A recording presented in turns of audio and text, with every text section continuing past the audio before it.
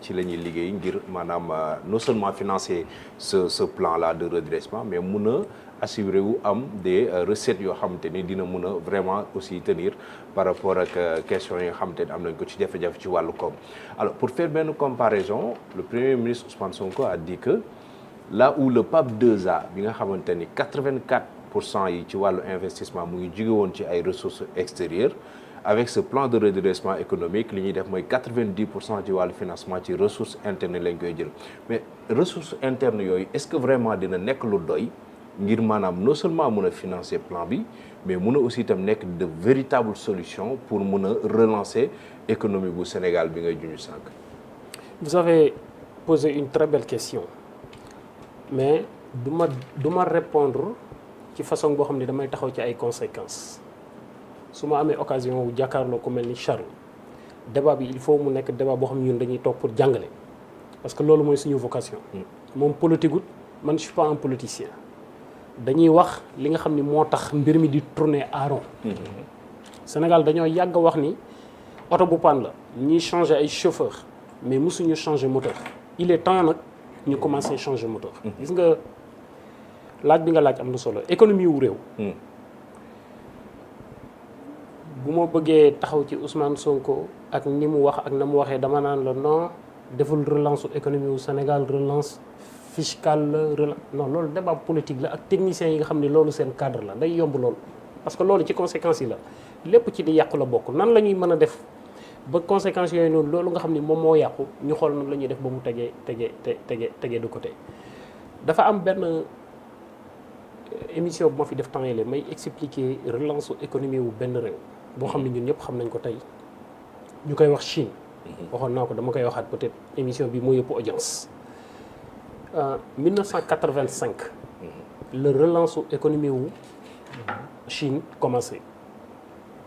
ci benn premier ministre bu ñuy wax Zhao Ziyong.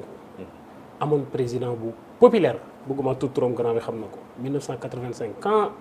quand Zhao Ziyong est arrivé il était très populaire comme Ousmane Sonko mu ñëw mu ne.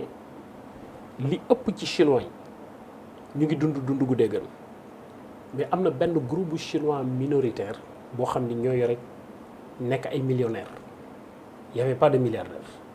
mais des millionnaires. te ñoom li ñu yor moo ëpp li des ci l'ensemble de la population di dund. et 1985 la Chine n'était pas encore moderne. mi ngi woon ci Chine orthodoxe ba. booy seetaan film yi sax dans les films ñoom Jackie Chan ak yu ne mel. da ngay gis ni ca ñu ngi woon ci seen tradition bi mais ñoom bi ñu ñëwee dañu ni la relance de l'économie de la nation objectif bi mooy lutte contre la pauvreté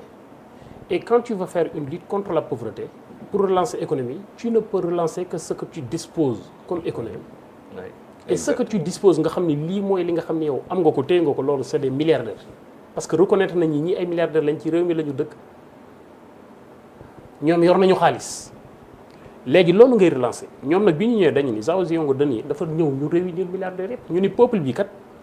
jàpp nañu ni yéen da ngeen di dund gu jaggu jéggi dayoo ñoom ñuy dund gu déggal te yéen ni ngeen amee seen alal jaarul yoon moo tax ñuy xaru ñun nag bu ñu leen jàpp di leen tëj ci kaso bi dañuy organiser wu ñu ne leen léegi nan lañ leen di organiser ñu ne léegi dañuy teg loi yu bees def ay réformes kenn ku nekk ci yéen ci milliardaires yi passion bi nga am pour relancer économie réew mi na nga ko wax ñu jàppale la créer la ay canal ay garde-fou yow nga investir ci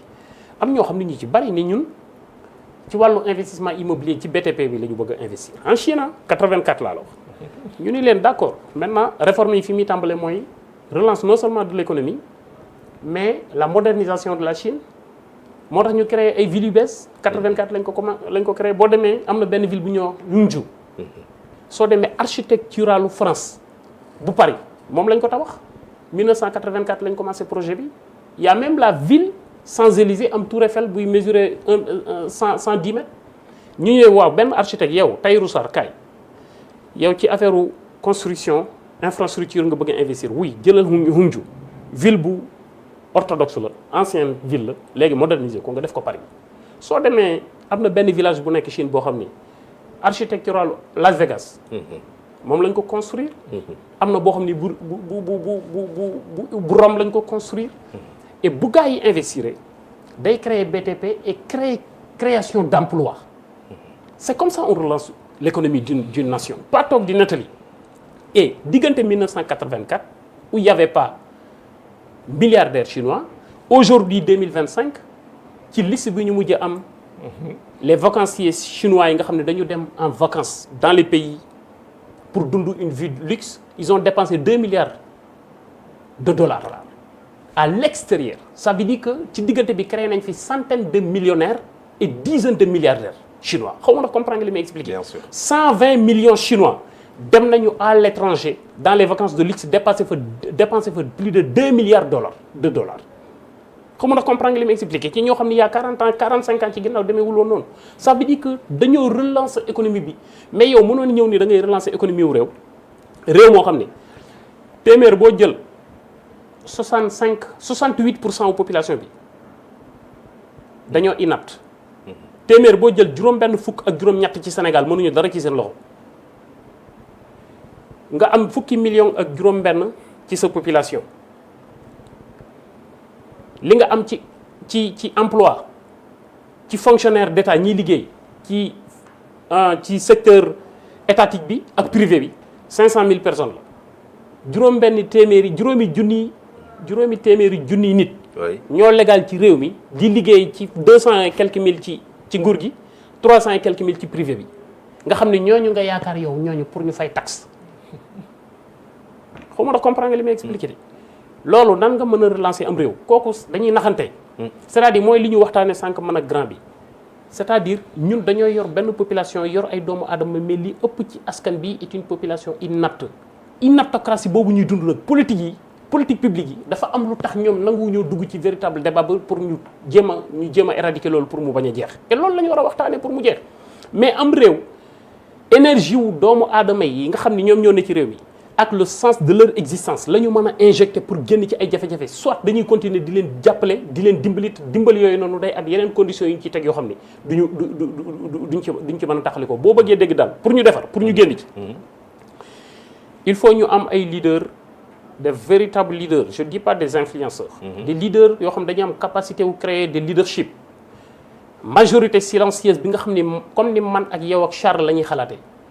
ñu mën a ubbi buntu boo xam ne dañ ciy jaar ñu fexe ba teg dëggu dogu nangu Sénégal parce que Sénégal permettre nañu ko xam nga lan mooy démocratie mooy ñu ne non léegi dañuy xëccoo yet wi nga xam ne senti ni mu ngi tegee ci sëlbi yoon bi kenn ku ne wax yow yet wi boo ko jotee noo ciy def même bu fekkente nii sax man nga naan su ma jëlee yet wi man dama ciy dóore mais ñi nga xam ni bëgg nañ nga dóore ci yet wi bu ñuy ànd ak yow mais dóore gee tax ñu ànd ak yow ñi nga xam ni ànduñoo ak yow